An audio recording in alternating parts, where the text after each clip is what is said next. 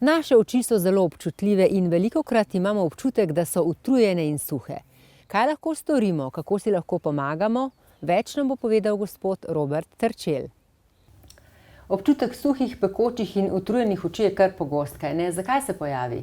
Ja, pojavlja se največkrat ravno zaradi tega, ker je bodisi premalo solzne tekočine ali pa je ta v strukturi spremenjena. V bistvu ima 3 sloje, ki so zelo pomembni, mi jih seveda ne vidimo tako, pač ena solzna tekočina, ampak če ni dovolj maščob, če ni dovolj izrazita mocinski sloj ali pa je preveč vodenega dela, ni več v pravem ravnovesju in to čutimo, kot da nas ne maže pravilno.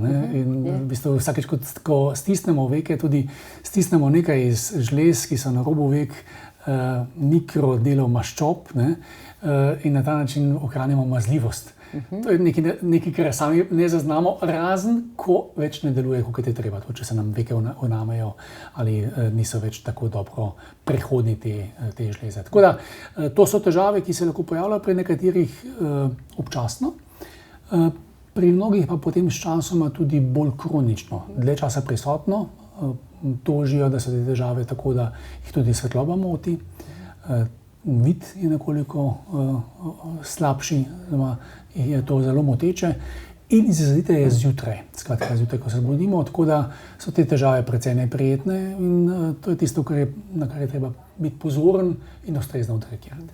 Že iz Kekčevih prigod vemo, da je Kekec izmaknil kapljice teti Pehti za Mojco. Smetlika je bila v njih. Kaj ima smetlika tako pomembnega? Smetlika je zelo zanimiva rastlina, ker se v bistvu tradicionalno ljudsko uporablja za oči.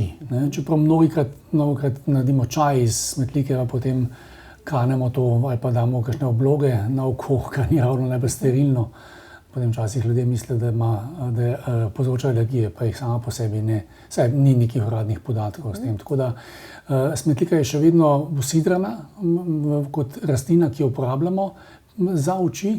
Je pa pomembno, da je seveda v sterilni tekočini, da je v tekočini, ki je primerna za vlaženje oči in v kombinaciji pri foglu gre za smetliko in hialuronsko kislino. Se pravi, kombinacijo 2 učinkovin, ki delujeta tako, da vlažita ustrezno površino očesa, s tem imamo manj tega občutka pekočih, srbečih, utrujenih oči, velikokrat lahko tudi samo kot osvežitev utrujenega očesa v večernih urah ali pa kot rečeno tudi, kadar se nam kaj nabira v očesu, lahko spiramo. Skratka, široko uporabnost kapljic za oči s smetliko Alfreda Vogla je tisto, kar pravzaprav daje tem kapljicam na posebno pozicijo.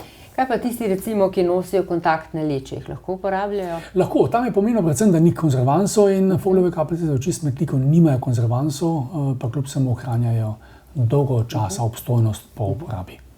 Koliko časa pa jih lahko uporabljamo? Uporabljamo poljubno, več mesecev, koliko je pač težav, pa nekaj dni v mesecu, ko se te težave izrazite pojavljajo, takrat si lajšamo težave z suhimi, občutljivimi, pekočimi, utrujenimi očmi.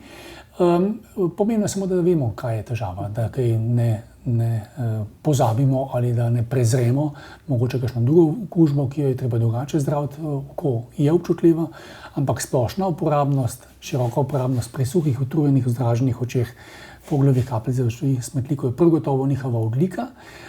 Nimajo konzervansov, so pa v posebnem vsebniku, ki zagotavlja sterilnost učinkovine kar 6 mesecev po prvem odprtju in ker v bistvu kanemo večkrat na dan samo po eno kapljico, so zelo ekonomične, kar se tega tiče, ne razlijajo se po očesu, niso te enoodmerne v enem vsebniku v ampuli, ampak jih uporabljamo v istem vsebniku lahko večkrat. Je to tisto, kar daje praktičnost tudi pri uporabi, pa tudi nekako ekonomičnost, da ni predrago.